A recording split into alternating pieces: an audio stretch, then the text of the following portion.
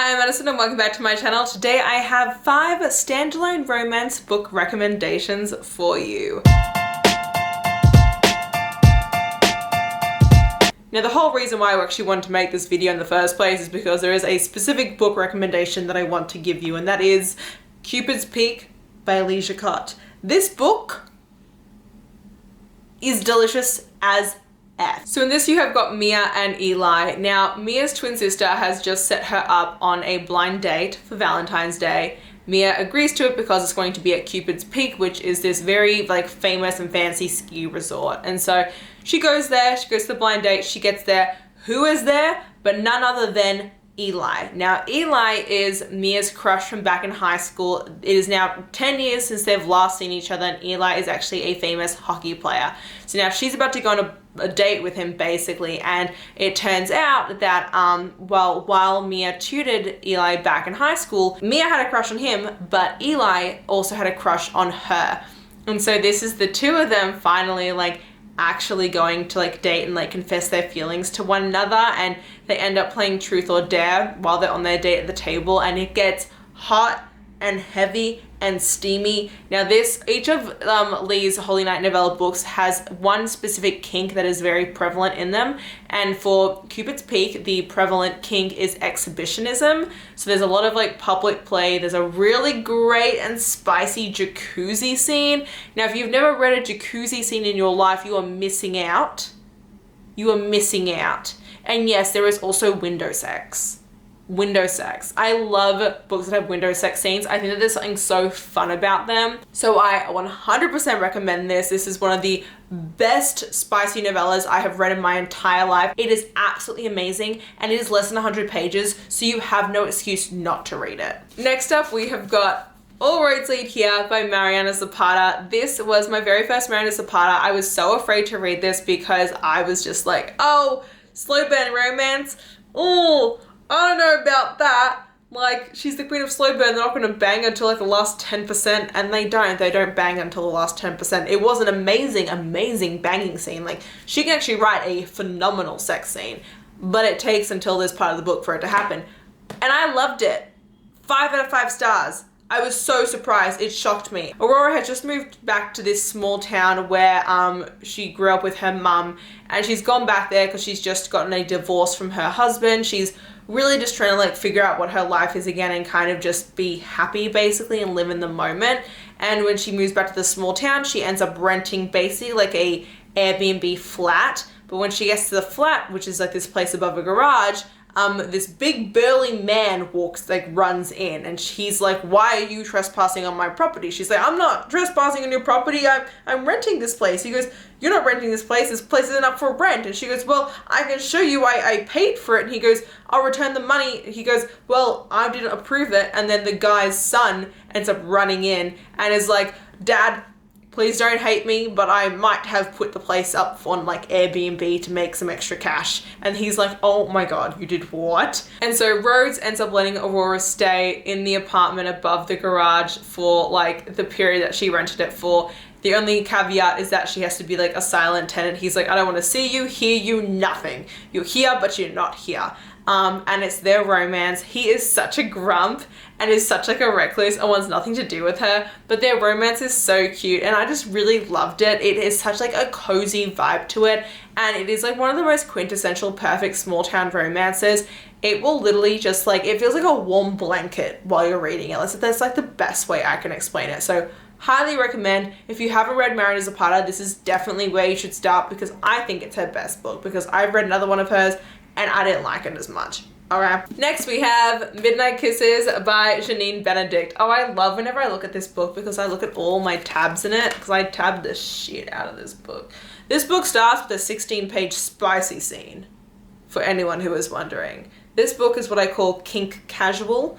It's a new term that I'm using to describe books that have kinks in them, but don't make a big deal about the fact that there are kinks in them. The characters are just already into kinks, and it's just a part of their sexual lives, and it's just very casual and normal, which I really appreciate. I love normalizing that kind of stuff. I'm a very sex positive person. So Midnight Kisses is a new adult sports college romance. You are following Greta and Otis. Now, Otis is the star quarterback for the university's football team, and he has just come back after having an injury, and he's trying to like really get back onto his feet and be the star of the team. And then you have Greta. She's actually the football coach's daughter. She's living her life. She's doing a good job at college. She's just, you know, really having fun. She's a very sexually adventurous person. She does not really do, you know, relationships. She does a lot of different one-night stands.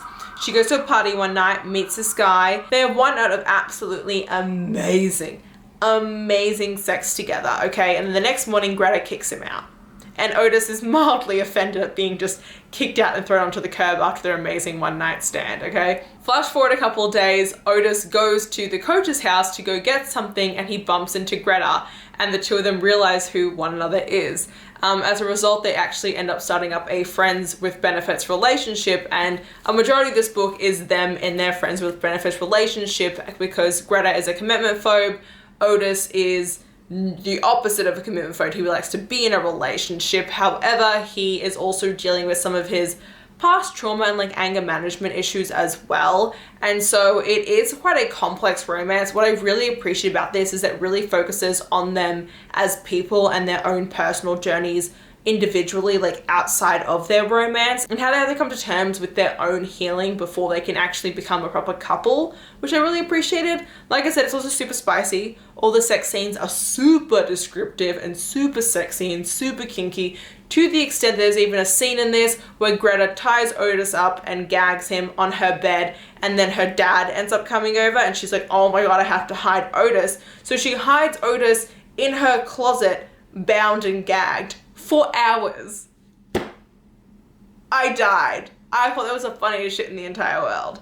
So, there is a trigger warning though in this book, however, because Greta's younger brother did commit suicide, and that does come up a couple of times, so yes. Next we have Water Under the Bridge by Charles and Denise Stone. This is a rivals to lovers workplace romance. So Water Under the Bridge follows Avery and Luca. Avery is about to get her dream fundraising job working for the Oceanic Research Organization, and she's super excited about it until Luca, who was a former corporate lawyer, ends up basically rejecting her from the job, and she is crushed. However, she's not giving up. She ends up joining a local struggling startup company. However, they need money, and so they end up joining this competition that could end up getting them a multi-million-dollar deal. However, Luca's company also ends up entering the competition, and so the two of them end up going head to head as rivals to win this deal, and obviously start falling for each other as it goes on. This is so much fun. It definitely has literally all like the fun tropes in it that you could imagine. It's so tropey and cute and fun. It's also spicy at the same time, but it is just like such a fun workplace romance, and it definitely gives like top tier like hating game vibes as well if you're looking for like something to kind of like in that vein. And then last but not least, for a standalone romance recommendation, I'm going to be giving you one that I haven't talked about in a while on my channel, and that is actually Go Deep by Rilsey Adams. This is also another novella. It's like 150-ish pages, I believe, and this is a friends to lovers romance. And now I normally hate friends to lovers romances, however I read this one and this is the book that actually changed everything for me and made me realize, oh, maybe I don't. So you're following Nabaya, and she is a erotic romance writer. However, her readers have been saying that a lot of her writing lately has kind of felt a little bit stale, and that the romance like really isn't there. They're not really feeling the sex scenes, and she's kind of like hit a bit of a dry spell herself in life, and she's like, well, what do I do? So what she ends up doing is actually enlisting her best friend Xander